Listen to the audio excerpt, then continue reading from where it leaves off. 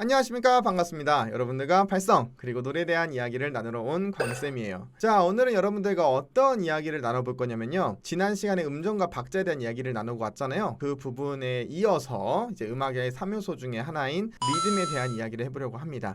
물론 여기서 태클 거시는 분들 있으실 수 있어요. 음악의 3요소는 이제 악기 기악하시는 분들에게는 음정, 박자, 파성 이렇게 얘기가 되지만, 제가 개인적으로 노래를 가르칠 때는 이 3요소를 음정, 박자, 리듬으로 나눕니다. 왜냐면은 이 보컬이 표현할 수 있는 부분 중에서는 사실 화성적인 부분은 거의 없죠. 보컬은 간선율을 표현하는 악기니까요. 그래서 이 리듬이 좀 더 중요하다고 생각을 해서 세 번째 요소를 리듬으로 표현을 했고요. 그러면 지금부터 리듬의 정의부터 한번 가도록 할게요. 자, 리듬의 정의를 네이버에 검색을 해봤습니다. 저도 사실은 음악을 오래 하면서 리듬이 뭔지 저 스스로는 정의를 해왔지만, 사실은 이걸 네이버에 검색해보진 않았거든요. 근데 네이버에 검색을 해보니 음과 쉼의 길이를 달리하여 연속적으로 진행하는 것. 근데 이 말은 좀 어려워요. 그래서 이제 제가 노래를 부르면서 나름대로 느낀 이 리듬에 대한 정의는 박의 강세, 즉 박의 강과 약을 통제를 해줘서 표현하는 것을 리듬이다 라고 저는 말을 합니다. 그러니까 뭔 소리냐면, 지난 시간에 배웠던 박자는 박과 박의 거리를 계산했다고 했잖아요. 이 계산된 박자 속에서 첫 번째 박은 강, 그 다음엔 약, 그 다음엔 충, 그 다음 약, 뭐 이렇게 표현할 수도 있고, 이런 것들을 리듬이라고 표현을 합니다. 바로 한번 이 리듬이 노래에서 왜 중요한지에 대해서 좀 얘기를 해볼게요.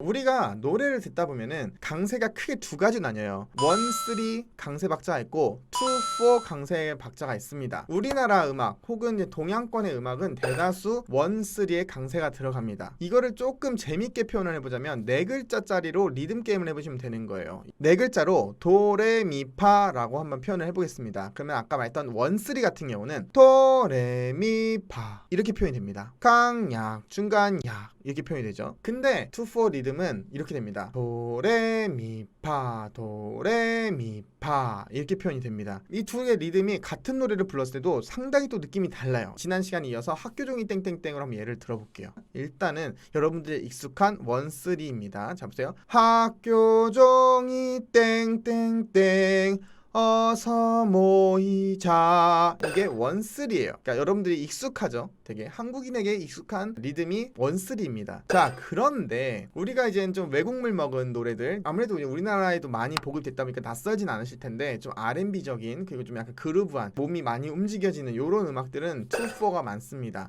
적용해서 한번 불러볼게요. 학교 종이 땡땡땡 어서 모이자 이렇게 되는 겁니다. 조금 오버하긴 했는데 하여튼 이렇게 이해를 하시면 되겠어요. 그래서 아까랑 노래가 좀 다릅니다. 연결해서 들어보실게요. 학교 종이 땡땡땡 어서 모이자. 학교 종이 땡땡땡 어서 모이자. 자, 어떠십니까? 들어보시니까 노래 느낌이 많이 다르죠? 사실은 이 노래는 단순하기 때문에 듣기도 쉽고 판단하기도 쉽지만, 노래가 복잡해지면 사실 이걸 듣는 건 좀 어렵습니다. 그렇기 때문에 우리가 많이 간과를 하고 넘어가는 부분이 많아요. 근데 방금 전에 노래를 비교해서 들어보니까 확 느낌이 다르죠? 같은 음정과 같은 박자를 썼는데도 말이죠. 여기에 반주나 보컬 스타일들이 이렇게 쌓여 나가면서 노래의 느낌이 많이 달라지기 때문에 이 리듬적인 것만 바꿔도 아주 큰 편곡적인 변화가 이루어집니다. 이거는 아주 간단히 말씀드린 거고요. 보사노바 리듬, 재즈 리듬, 이런 리듬에 따라서 장르가 나뉘기도 합니다, 실제로. 그렇기 때문에 이 리듬에 대해서 이해를 할수록 노래가 디테일해지고 정교해진다라고 이해를 하시면 되겠어요. 그래서 한번 지금부터 리듬이 강한 노래와 리듬이 좀 비교적 덜한 노래를 비교해서 들려드릴게요. 이거 참 살다 우리에게 아니야. 세상에 영원히 없어.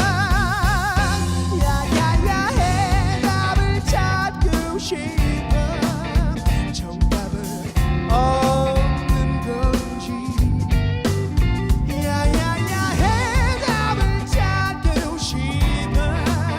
정답은 없는 건지, yeah.